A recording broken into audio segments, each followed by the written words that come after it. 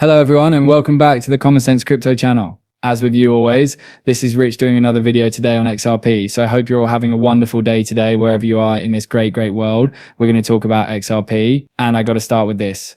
Ripple CTO ends speculation of an XRP fork. You know, you always hear that from time to time. If there's ever scarcity for XRP, they will just fork it and create more XRP. Well, David Schwartz says this all public layer 1 blockchains are ultimately governed by a fork, but I think it's good to have robust protections from other governance mechanisms that help reduce the risk of a fork. XRP ledgers published UNO is one such mechanism. Validators voting for amendments is another. What David's essentially telling you is there's not going to be an XRP fork. You know, I don't get it. Every time that there's speech talk of scarcity for XRP, talk of adoption for XRP, either the government's going to seize our XRP or the Ripple is going to fork XRP. It's always FUD around this cryptocurrency.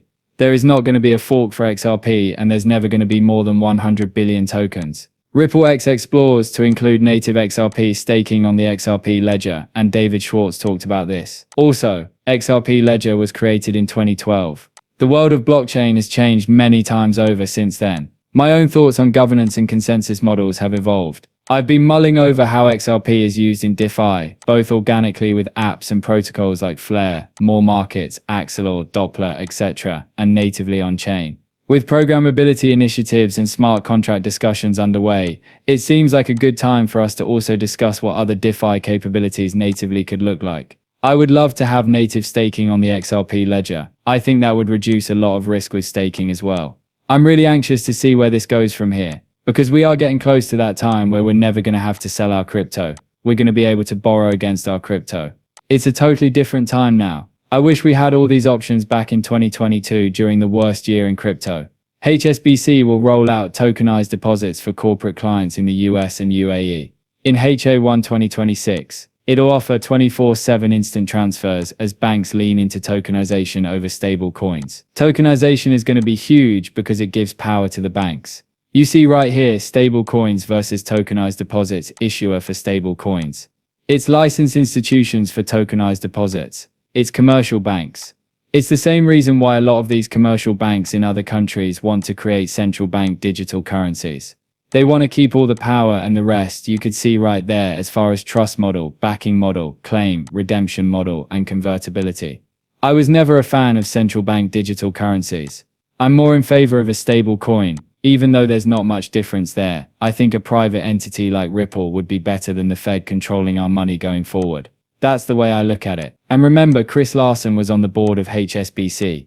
Plus, this also could tie to Ripple through Medico as well. I know they were chosen for custody for HSBC. There's a lot of ties between HSBC and Ripple already, so most likely this will add even more value. Maybe they'll even utilize those Ripple rails breaking Senate sets date for America's first crypto rulebook.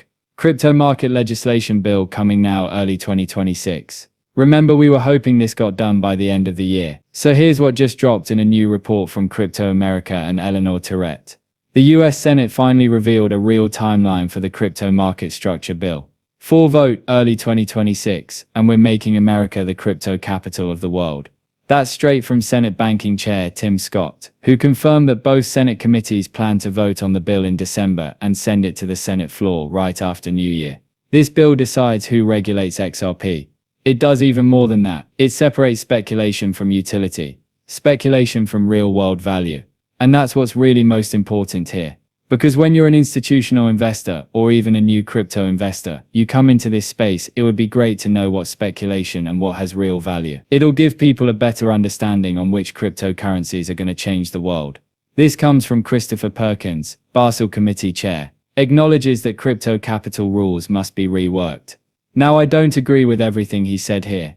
So he says Basel rules are a very big deal. If you are a bank, they drive your return on equity and directly impact your share price.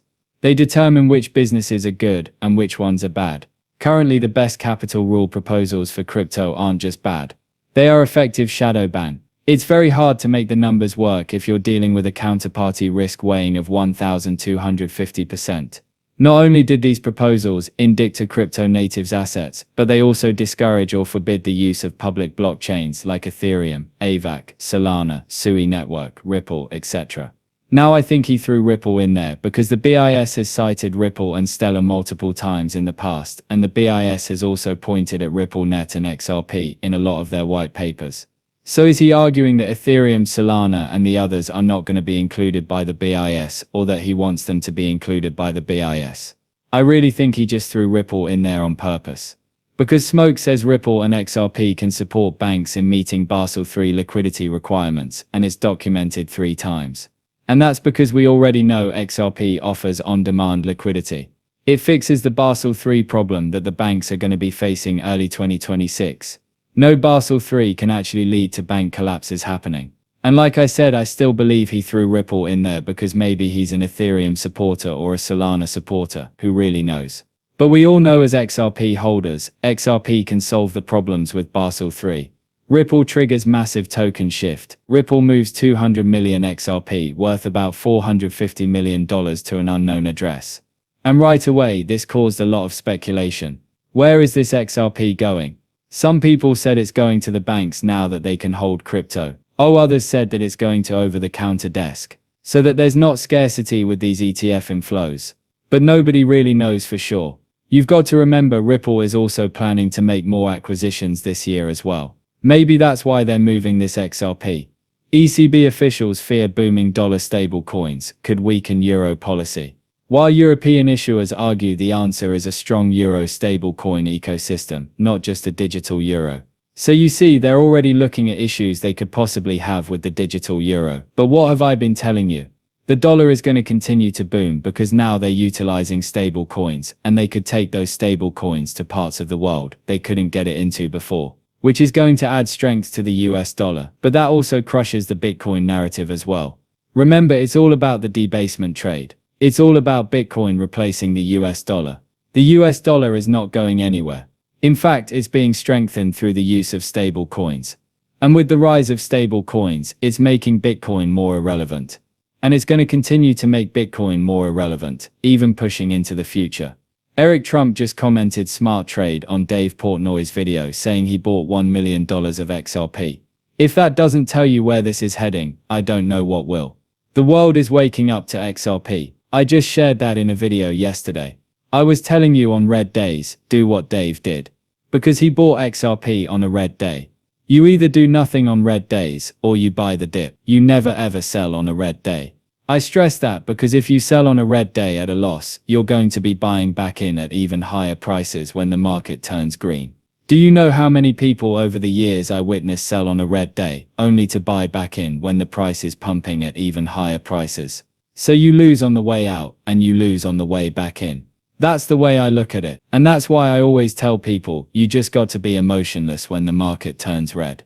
Don't let the dips get the best of you. And this comes from Vincent Bancoat, and I think he's spot on here. People are in one of two camps.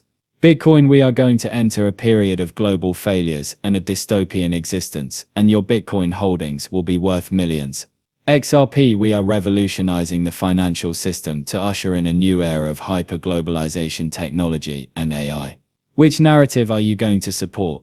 I could tell you right now, there is not going to be a world where there's Bitcoin adoption worldwide. It's just not going to happen. There's not going to be the US government buying Bitcoin either. They're not going to use taxpayer dollars to buy and hold something for 20 years. It doesn't benefit the American people. And not only that, imagine they use taxpayer money to buy Bitcoin, only to have quantum computers crush Bitcoin in the future. It makes zero sense. But then ask yourself, as a retail investor, do I honestly want to hold an asset where if I go to buy a coffee at Starbucks, I get to hold up the line for 10 minutes, and it costs